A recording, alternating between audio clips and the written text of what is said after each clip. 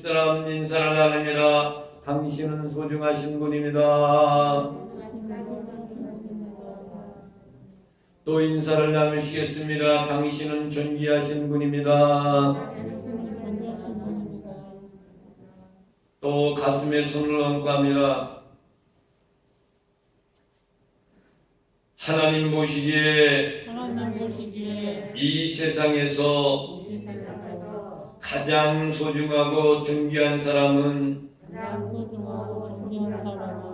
바로 나라고 말씀하십니다. 할렐루야. 가장 존귀하신 분들입니다. 날씨가 많이 춥죠. 20년 만에 이렇게 오는 그런 추위라고 해요. 그렇지만은 우리는 견뎌낼 수가 있습니다. 아멘. 다 겪어왔기 때문이죠. 오늘 말씀의 제목이 뭡니까? 영적 싸움에서 이기자. 할렐루야. 아멘. 이 세상은 전쟁터입니다. 전쟁하면은 육적인 전쟁이 있고 영적인 전쟁이 있습니다. 그러나 우리가 믿는 기독교는 영적인 전쟁입니다. 영적인 전쟁이라는 것을 무엇을 떠올리게 됩니까? 맨 처음 하나님이 창조한 인간 아담과 하와가 전쟁을 합니다. 사단과의 전쟁 가운데서 이 선악과를 따먹어야 되느냐 안 따먹어도 되느냐 이것 갖고 전쟁합니다. 이 세상의 전쟁 가운데서 나 자신과 싸움이 가장 어렵습니다. 그 아담과 하와는 영적인 전쟁 가운데서 사단한테 지고 말았습니다. 또 어떤 사람이 있습니까? 사울이라는 왕이 있지 않습니까? 하나님이 소중하게 생각하고 함께하는 다윗과 함께 전쟁을 합니다. 내가 하면 진 줄 알면서도 그에게 피하는 줄 알면서도 사울은 다윗하고 전쟁을 하지만 결국은 하나님이 다윗을 붙잡아 주셔서 다윗이 승리하게 됩니다. 또 하나님의 선지자들이 이 세상에 와서 악한 사단들과의 전쟁 가운데서 싸우다가 그들의 영원한 하나님의 나라를 위해서 준비된 것으로 가지만 이 땅 위에서 그들의 육체는 죽음과 합니다. 사실적으로 이건 영적으로 그들이 죽어갔지만은 영적 싸움에는 승리한 사람들이에요. 또 어떤 분이 계십니까? 날 구원하신 그리스도입니다. 그리스도도 사단과의 전쟁 가운데서 첫 번째 아담은 실패했지만 두 번째 아담 되신 예수 그리스도께서는 그 싸움에서 승리를 합니다. 그래서 그리스도인들은 그리스도가 가신 그 길을 가기 위해서 우리는 영적 싸움을 하는데 전쟁을 하고 있습니다. 우리가 영적 전쟁의 실상을 알면 두려울 것이 없습니다. 계속 계시록 12장에 있는 말씀은 영적 전쟁의 실상을 말하고 있는 겁니다. 오늘 7절에 있는 말씀을 한번 보겠습니다. 7절 말씀입니다. 12장 7절에 있는 말씀 다 함께 합독하시겠습니다. 시작! 하늘에 전쟁이 있으니 미가엘과 그의 사자들이 용과 더불어 싸울 때 용과 그의 사자들도 싸우나. 자, 여기에서도 싸움하잖아요. 전쟁이라고. 사도 요한이 본 그 전쟁이 뭐냐? 하늘에서 전쟁이 일어났다 했습니다. 그 싸움이 무슨 싸움입니까? 미가엘 천사들과 그리고 악한 사단들하고 용과 더불어 싸우는 거예요. 이 싸움에 누가 이깁니까? 천사장 미가엘이 이깁니다. 그러므로 말미암아서 그 용 사단은 출현한 동시에 말로가 어떻게 되는가? 이사야서 14장을 봅니다. 어떠한 결말이 오는가? 이사야 선지자가 예언한 그 말씀을 우리는 보아야 됩니다. 그 말씀 가운데서 이사야 선지자가 그 예언의 말씀을 하면 실질적인 말씀을 한단 말이에요. 구약 성경 이사야서 14장 12절부터 15절에 있는 말씀. 시작. 너 아침의 아들 김영성이여 어찌 그리 하늘에서 떨어졌으며 너 얼굴은 풍차여 어찌 그리 땅에 찍혔는고 내가 시작. 내가 내 마음에 이르기를 내가 하늘에 올라 하나님의 물결 위에 내 자리를 높이리라. 내가 북극 지폐 산 위에 앉으리라. 가장 높은 구름에 올라가 지극히 지키는 높은 이와 분 같아지리라 하는도다. 할렐루야. 아멘. 하늘에서 하나님을 모시고 사는 천사가 영광스러운 직분을 소유하고 있는 것을 망각하는 거예요. 하나님께 수종되는 책임을 감당해야 할 이 천사들이 자기의 직위를 지키지 아니하고 자기의 처소를 떠난 거예요. 그렇게 되면 어떻게 됩니까? 예배소서 2장 2절에 있는 말씀을 우리가 한번 봅니다. 자기의 직위를 망각하고 내가 이러한 자리에 있다는 것을 망각하고 그 자리를 떠나간 것이 어떠한 그런 일을 당하고 만다. 하나님은 이렇게 예배소서 2장 2절에 이와 같이 말씀하고 계십니다. 신약성경 예배소서 2장 2절에 있는 말씀입니다. 이 말씀을 다 함께 한번 합독해 보겠습니다. 자기 자리를 지키지 못하고 미가엘은 그 자리를 소중한 것을 잊어버리고 그것을 망각하고 다른 것으로 떠나버리는 미가엘의 그 모습은 예배소서 2장 2절 말씀을 여러분들이 다 피워가지고 그 말씀을 다 함께 읽어보시겠습니다. 시작! 시작! 그때 너희는 그 가운데서 행하여 세상 풍조를 따르고 공중의 권세 있는 자를 따랐으니 곧 지금 불순종의 이들을 가운데서 역사하는 영이라. 할렐루야! 지금 공중 권세를 잡은 그런 것들 유혹돼 가지고 그 자리를 떠났단 말입니다. 요한계시록 12장 9절 말씀을 또 봅니다. 요한계시록 12장 9절 말씀은 뭐라고 말씀하시는가? 요한계시록 12장 9절 말씀입니다. 시작! 큰 영이 내쫓기니 옛뱀고 마귀라고도 하고 사탄이라고도 하며 온 천하를 꾀하는 자라. 그가 땅으로 내쫓기니 그의 사자들도 그와 함께 내쫓기니라. 할렐루야! 하늘에서 이 땅으로 내어 쫓기는 거예요. 내어 쫓겨. 그래서 주님께서 공중 예림하실 때 공중의 권세 잡은 자 그냥 방임할 수가 없어요. 지상으로 추방시키는 겁니다. 요한계시록 20장 1절부터 3절에 있는 말씀을 또 봅니다. 요한계시록 20장 1절부터 3절에는 무엇이라고 말씀하시고 있는가? 그들의 정체가 어떻게 되는가를 우리는 봐야 됩니다. 요한계시록 20장 1절부터 3절에 있는 말씀입니다. 시작! 또 내가 오늘 천사가 우주이었으며 큰 사람들을 그의 손에 가지고 하늘로부터 내려와서 영원이라고 하니 곧 옛들이요 마귀요 사탄이라 잡아서 천년 동안 멸망하여 무적에게 던져놓아 강하고 눈무에 인도하여 천년이 참으로 가시는 만남을 기억하지 못하게 되었는데 그 후에는 반드시 장가오리라. 할렐루야! 사단을 지상에 그냥 둘 수가 없으니까 큰 사슬로 결박하여도 무정에 던져 잠그시고 그에 인봉하여서 천년이 차도록 하시는 만국을 미혹하지 못하게 한다고 그랬습니다.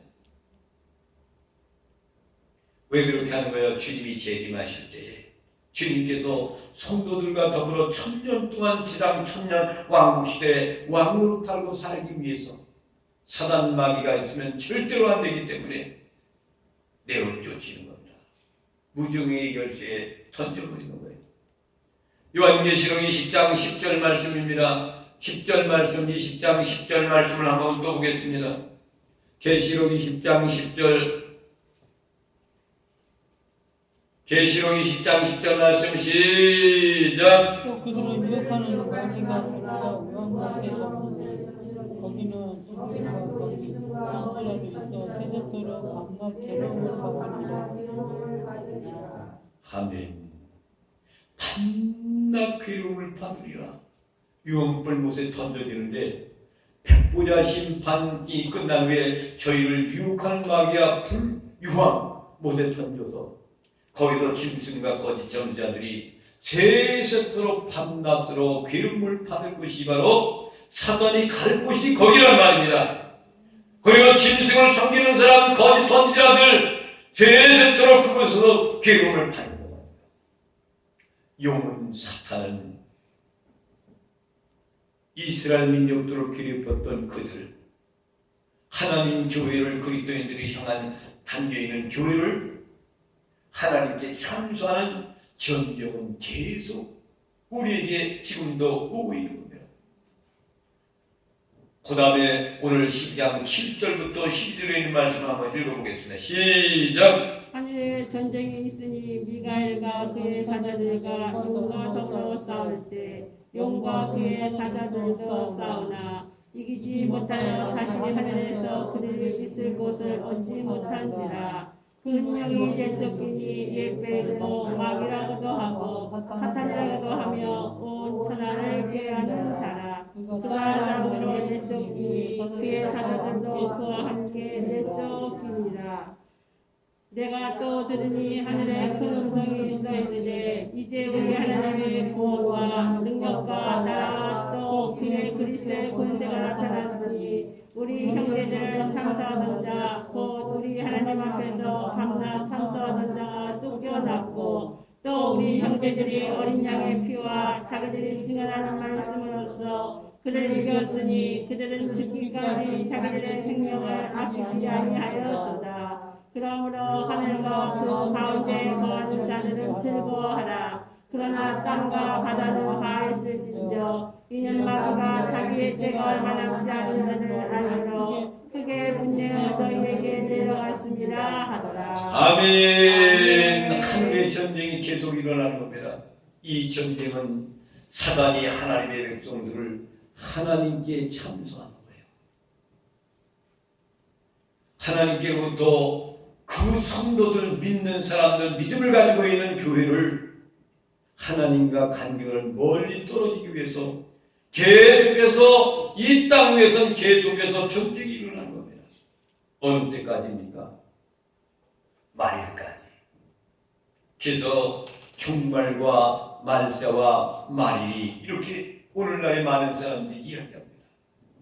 지금은 말세야. 지금은 종말이야. 근데 여러분, 종말과 말세는 같은 말이에요. 종말은 어느 때부터입니까? 말세는 예수 그리스도가 이 땅에 오셔서 십자가의 사건 이후로부터 주님 오실 때까지를 말세, 종말이라 이렇게 이야기합니다. 그런데 말일은 달라요. 말일은 그 대신 그 말대로 디데이. 정해진 어떤 마지막 말을 말할 때, 어떤 그날 마지막 날 일, 그날을 말할 때에 그것을 말일이라고 이렇게 이야기합니다. 이때가 사단이 교회를 괴롭히는 그때가 마지막을 이야기합니다. 그런데 우리가 여전히 한 가지 물러서거나 낙심할 필요는 절대로 없습니다. 왜? 그리스도의 권세가 이겼기 때문입니다. 할렐루야. 아멘. 창세기 3장 15절 말씀을 봅니다. 거기에는 무엇이 나오냐? 여자의 후손이 나와요. 여자의 후손. 여자의 후손이 뭡니까? 뱀의 머리를 친다고 그랬습니다. 그래서 창세기 3장 15절 말씀 한번 읽어보겠습니다. 시작! 내가 너를 여자와 원수가 되게 하고 예 후손도 여자의 후손과 원수가 되게 하리니 여자의 후손은 그의 머리를 상하게 할 것이요 너는 그의 발꿈치를 상하게 할 것이니라 하시고. 할렐루야. 아멘. 그리스도께서 여자의 후손이 누구예요? 예수 그리스도예요. 물론 우리도 여자의 후손입니다. 근데 창세기 3장 15절로 말씀하는 여자의 후손은 예수 그리스도를 말하는 겁니다. 그분이 승리한다는 겁니다. 십자가에서 모든 것을 승리해 놓기 때문에 우리는 그리스도의 권세를 붙잡고 마지막까지 꿋꿋하게 흔들지 말고 매일 하나님을 향하여서 달려가는 거예요. 오늘 13절 본문 말씀을 읽어보겠습니다. 시작! 용이 자기가 땅으로 내쫓긴 것을 보고 남자를 낳은 여자를 박해하는지라. 할렐루야. 남자를 낳은 여자가 누구입니까? 예?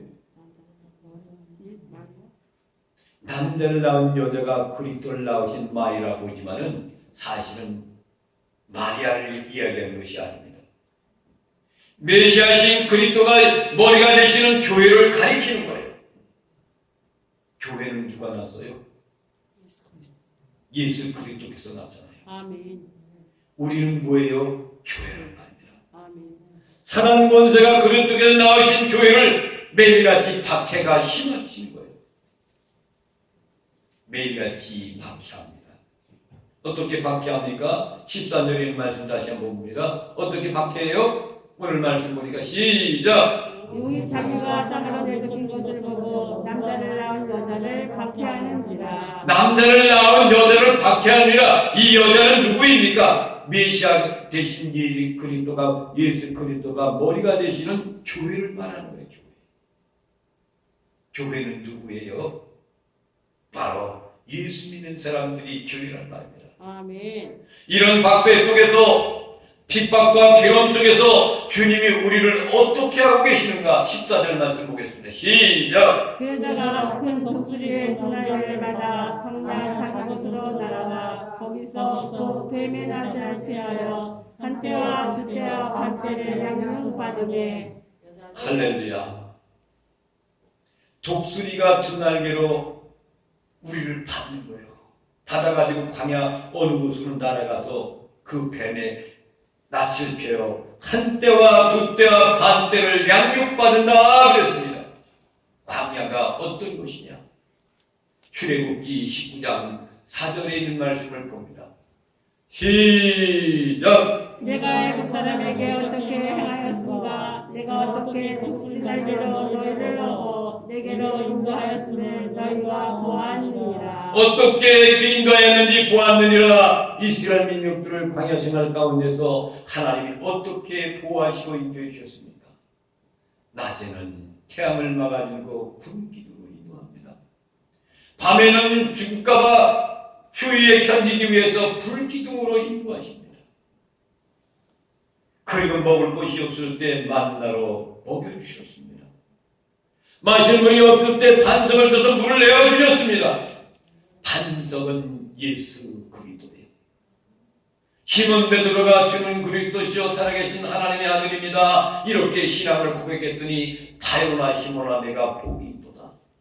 내가 그것을 알고 신앙을 고백한 것은 내 혈통, 육신의 혈통이 아니라 전능하신 하나님으로부터 보내주신 그것을 통해서 너가 알고 고백한 신앙 고백을 했느니라. 내가 신앙 고백한 그 반석 위에다가 내 교회를 세우리라. 아멘. 우리는 주님이 세우신 교회가 주님이 반석 위에 우리를 세우신 거예요. 아멘. 남자를 낳은 여자는 누구를 가리키는 거예요? 필름 세우신 교회인 겁니다. 이와 같이 말세의 교회를 독수리가 자기 새끼를 보호하는 것처럼 등에다 업고 품 안에 안고 보호하고 인도하는 것처럼 그리스도의 교회를 하나님께서 세우신 그리스도의 교회를 독수리 날개를 자기 새끼에 업고 보호하신 같이 우리를 인도하시는 겁니다. 아멘. 사단의 세력 가운데 우리를 매일같이 악령을 넣고 우리를 공격해서 전쟁을 일으켜오지만은 배후에 계신 그분이 독수리 날개를 업듯이 보호하고 인도해 주신다는 거예요. 아멘. 코로나의 위협 속에 얼마나 많은 사람들이 죽어갑니까? 하나님의 백성들 날개 아래 품어주고 있는 겁니다. 아멘. 이와 같이 말세의 교회는 이런 모습으로 하나님이 광야에서 이스라엘 백성들을 인도해 주신 것처럼 우리를 인도해 주시는 거예요. 아멘. 광야는 어떤 곳입니까? 무섭고 적군간이 많은 거예요. 날짐승들이 무섭게 많은 지역입니다. 낮과 밤의 추위가 심한 곳이죠. 지금 교회라는 성도들이 처해 있는 환경이 어떻습니까? 이와 똑같은 그런 광야 같은 시대 속에 우리가 살고 있는 겁니다. 그런데 한때, 두때, 반때를 양육을 시켜요. 이 얘기는 무슨 얘기입니까? 이와 같은 박해는 영구적인 것이 아니라는 거예요. 매일같이 끊임없이 이어지는 그런 박해가 아니라는 거예요. 그 힘을 곧 3년 반이야. 3년 반이라는 기한 동안 일했다는 것은 영구적인 핍박과 박해가 이루어지지 않는다는 거예요. 그런데 이 말씀이 3년 반 동안에 우리가 역사서를 볼 때 그 기간은 시리아의 안티오코스 에피난하네스의 폭정에 의해 가지고 유대인들이 핍박받았던 그 기간이 3년 6개월입니다. 그러나 그것은 정답이 아닌 겁니다. 우리 성도들이 고통과 한숨과 끝이 없을 것 같지만 모든 환난은 영구적인 것이 아니라, 그래서 전도자 기자는 뭐라고 그랬습니까? 다 지나갔더라. 다 지나가미로라 그랬습니다. 이 땅의 모든 것들은 다 지나가게 되어 있습니다. 아무리 코로나가 이렇게 위협한다 할지라도 죽을 사람은 죽지만 영원히 가지는 않아요. 언젠가는 하나님이 거둬갈 자가 있는 거예요. 아멘. 우리 몸이 지금 아프다고요? 영원한 건 아닙니다. 아멘. 하나님이 고쳐줄 때가 있어요. 아멘. 또 병을 줄 때가 있어요. 이와 마찬가지로 하나님께서 우리를 보호해 주시는 광야 같은 인생의 삶 속에 예배 드리는 것까지 공무원들이 나와가지고 이것을 정탐하고 그러는 시대가 오늘날 시대가 됐어요. 그런데 이 광야에서 자기 새끼를 날개 품같이 독수리가 양육을 받았다고 했어요. 왜 그렇게 양육을 하고 있는 거예요? 양육이라는 그런 말이 왜 거기에 이루어지는 겁니까? 광야는 초절한 공간 속의 그런 시간입니다. 가장 하나님의 보호가 기댈 것이 없는 공간이에요. 이스라엘 민족들이 아무것도 없는 그곳에서 광야 생활을 하고 있는 겁니다. 하나님의 보호하심을 사모하고 갈망할 때가 광야 시대예요. 어쩌면 우리에게 가장 은총의 시간이 광야의 시대가 아닙니다. 공급이 여러분 생각해 보세요. 내가 언제 하나님과 더 밀접한 관계 가운데 있을 수도 있습니까? 광야 생활 가운데 있을 때, 처절한 핍박과 어려움과 고통이 있을 때 하나님과의 관계를 더 심각하게 밀접한 관계를 생각합니다. 어려움 속에 있고 고통 속에 있고 광야 같은 그 시대 속에 있을 때 기도 한마디라도 더 할 수 있지 않습니까? 아멘. 내가 가장 고통스러울 때가 그 광야의 시간이란 말입니다. 거기에서 우리를 길러내시는 것, 양육하다고 이렇게 이야기하는 겁니다. 지금 현재 교회가 가장 양육받고 있는 교회가 어느 교회일까요? 대한민국의 모든 교회들도 하나님이 양육하고 있죠. 현재 가장 양육받는 대형 교회들을 양육받고 있을 수가 있습니까? 그들도 양육을 받는다 아니지만은 가장 하나님에게 밀접한 관계 속에서 그들을 양육시키는 교회가 어느 교회예요? 북한의 지하교회입니다. 아멘. 지금은 종교가 자유가 없어요. 거기는 성경 한번 잘 읽을 수가 없어요. 예배하면 제대로 드릴 수가 없는 것이 북한의 지하교회예요. 그곳의 교회야말로 하나님의 양육을 잘 받고 있는 겁니다. 여러분도 어렵습니까? 자고 싶으면 자고, 읽고 싶으면 읽고, 읽기 싶으면 안 읽고, 찬양하고 싶으면 찬양하고, 하고 싶은 말 안 하고 마음대로 하자. 북한은 이런 자유까지 없어요.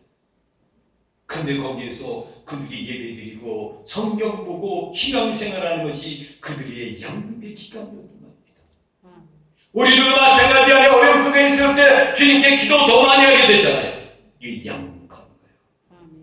15절 말씀을 보겠습니다. 시작. 여자의 뒤에서 뱀이 그 입으로 물을 강같이 토하여 여자를 물에 떠내려 가게 하려 할렐루야. 물을 내뿜어요. 사단이 여자의 뒤에다 뱀이 그 뒤에서 물을 토해버리는 거예요.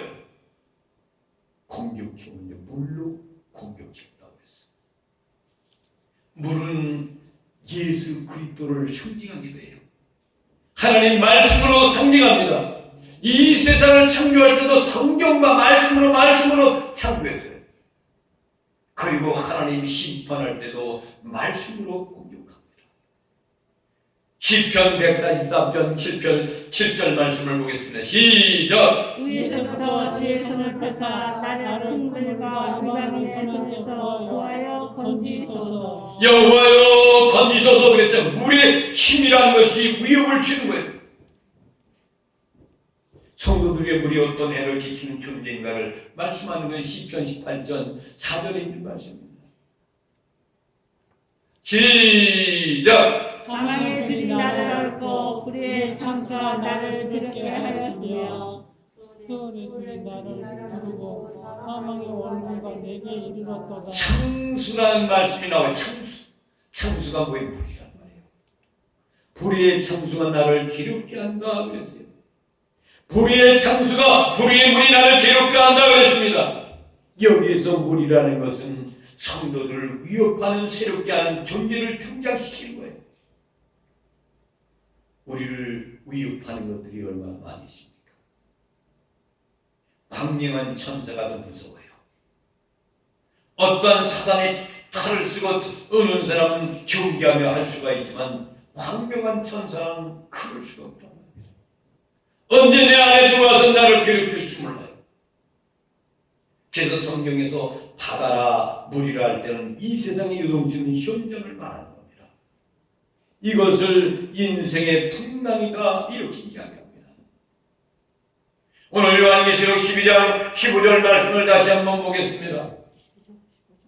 바다, 물 이것이 바로 요동치는 현장 가운데 우리가 이 세상에 바다 같은 인생을 살고 있어요. 점dom신내는 그러한 폭풍 속에서 우리는 살고 있단 말입니다. 이것이 여자를 향하여서 뒤에서 공격합니다. 15절 말씀 시작. 여자의 뒤에서 뱀이 그 입으로 물을 강같이 토하여 여자를 물에 떠내려 가게 하더니 떠내려가게 하고 여자를 떠내게 하는 건 뭐예요? 교회를 떠내게 하는 거예요. 한번 흔드는 거예요. 압박을 주는 거예요. 공격해오는 거예요. 사랑하신 성도 여러분, 우리에겐 영적인 전쟁이 있음을 알아야 됩니다. 아멘. 그것은 악한 영인 사단과 하나님 나라의 백성인 교회의 싸움인 거예요. 아멘. 교회는 바로 딸인 거예요.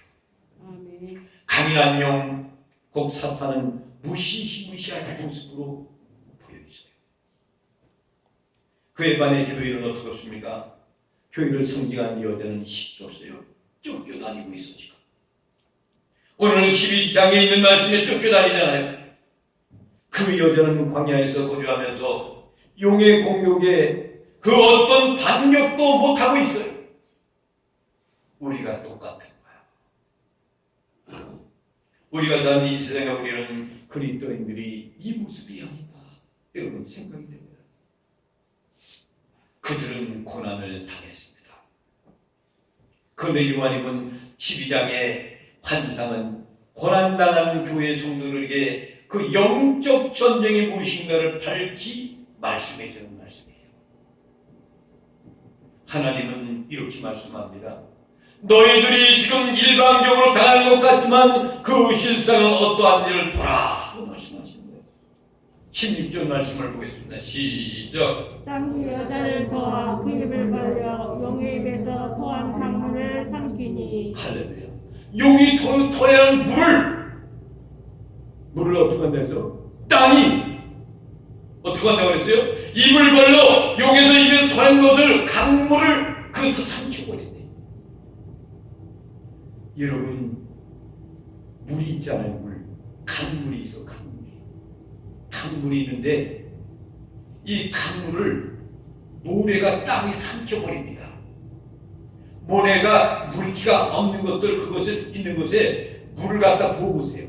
계속 갖다 부어봐. 그러면 땅 속으로 다 씁니다. 그와 마찬가지로 하나님께서 이 땅의 역할을 감당하게 되어서 사단이 결정적인 그러한 공격 가운데서 하나님은 땅의 입을 벌려서 용이 입에서 토해낸 강물을 삼켜버린다. 즉 하나님은 땅을 벌려 그 강물을 다 내신 것 같이 하나님 피 흘려 세우신 예수 그리스도의 피값으로 세우신 하나님의 교회 우리를 끝까지 보호해 주신다는 그런 얘기예요. 아멘. 이렇게 하나님은 고난당하는 성도와 교회를 향하여 응원하는 메시지를 보내는 겁니다. 영적 전쟁에 물러나지 마라. 두려워하지 말라. 이런 것들이 있어. 마지막에 고난이 있어. 비박이 있지만은 강물을 통해 사단이 공격해 물을 내뿜어도 내가 그 땅에서 다 먹을 거야. 내가 보호해 줄 거야. 아멘. 민수기 16장 30절 말씀을 보겠습니다. 시작. 만일 여호와께서 세례하사 땅이 물려 이 사람들과 그들의 모든 소유물을 삼켜 산채로 수월에 빠지게 하시면 이 사람들이 과연 여호와를 멸시한 것인 줄을 너희가 알리라. 아멘. 아멘. 이 말씀이 고라자손의 반역한 거예요. 고라자손들은 어떤 사람들이었습니까? 하나님의 성막에 일하는 것으로 그 사명을 감당하는 거예요. 그런데 이것은 만족하지 못하고 제사장에 대한 것을 욕심을 내기 시작하여서 모세에게 대항을 합니다. 그랬더니 하나님께서 땅의 입을 열어서 그곳에 다 빠져 죽기만 상황합니다. 땅의 입을 열어서 물을 삼키는 것은 이스라엘 백성들을 더욱 하나님께 가까이 정결케 만드는 수단으로서 등장한 겁니다. 고라자손이 세상을 땅을 꺼져가지고 거기 갈라져서 들어가 사망.